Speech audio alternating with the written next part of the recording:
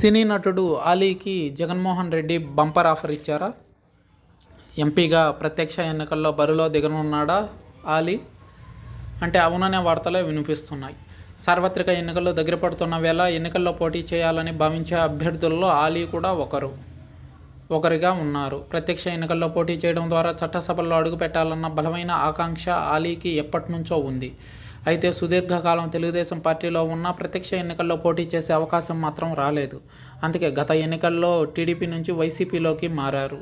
కానీ అప్పటికే వైసీపీ అభ్యర్థుల ప్రకటన పూర్తి కానప్పటికీ అభ్యర్థులకు జగన్మోహన్ రెడ్డి హామీ ఇచ్చినందున ఆలీకి టికెట్ ఇవ్వలేకపోయారు. దీంతో ఆలీ ఎన్నికల ప్రచారానికి మాత్రం పరిమితం కావాల్సి వచ్చింది.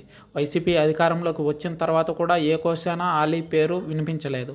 కానీ అనుకోని విధంగా ఆలీకి ప్రయారిటీ పెంచారు వైసీపీలో.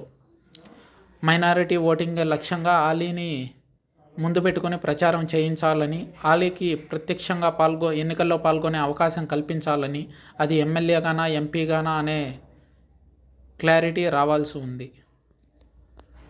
ఆలీ సొంత నియోజకవర్గం రాజమండ్రి. అక్కడ కేంద్రంగా ఎన్నో సేవా కార్యక్రమాలు ఆలీ చేస్తున్నారు.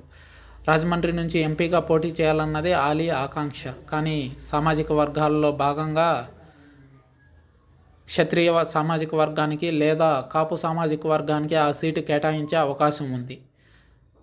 కానీ దీంతో ఆలీ సైతం పునరాలోచనలో పడ్డారు. రాష్ట్ర వ్యాప్తంగా తనకు అనుకూలమైన అసెంబ్లీ నియోజకవర్గాలపై తొలుత దృష్టి పెట్టారు. ముస్లిమ్స్ ఎక్కువగా ఉన్న చోట పోటీ చేస్తే గెలిచే అవకాశం ఉందని ఆలీ భావించారు. కానీ ఆలీ అడిగిన ప్రతి చోట సీనియర్ అభ్యర్థి ఒకరు వైసీపీ తరపున ఉండడంతో ఆలీకి పోటీ ఎక్కువయింది.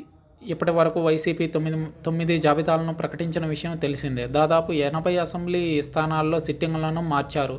అయితే ఇదే తడవుగా ఆలీ సీనియర్ నాయకులను పక్కన పెట్టి తనకు సీటు ఇవ్వాల్సిందిగా వైఎస్ జగన్మోహన్ రెడ్డిని కోరినట్టు తెలుస్తుంది. దీనికి అసెంబ్లీకి కాదు పార్లమెంటుకు నేను పంపిస్తానని జగన్ హామీ ఇచ్చినట్లు తెలుస్తుంది. అయితే ఆలీకి కర్నూలు లేదా నంద్యాల పార్లమెంటు స్థానం నుంచి పోటీ చేయాలని సూచించినట్లు, ఆ రెండు స్థానాల్లో ఏది ఆలీకి అనుకూలంగా ఉంటుందో నిర్ణయం తీసుకోమన్నట్లు రాజకీయ విశ్లేషకుల అంచనా. ఆ రెండు నియోజకవర్గాల్లో ముస్లిం ఓటు బ్యాంకు అధికంగా ఉంది. అయితే కర్నూలు అనేది రాయలసీమ ప్రాంతంలో ఉంది. అక్కడ రెడ్డి డామినేషన్ ఎక్కువగా ఉన్న విషయం తెలిసిందే. ఆలీకి సపోర్ట్ చేయడం పోనిచ్చి ఆలీకి వ్యతిరేకంగా స్వతంత్ర అభ్యర్థులు నిలబడేదానికి అవకాశం ఉంది. వైసీపీ తరపున వైసీపీ క్యాండిడేట్లు స్వతంత్ర అభ్యర్థులుగా పోటీ చేస్తే ఆలీ గెలవడం అసాధ్యమంటున్న రాజకీయ విశ్లేషకులు.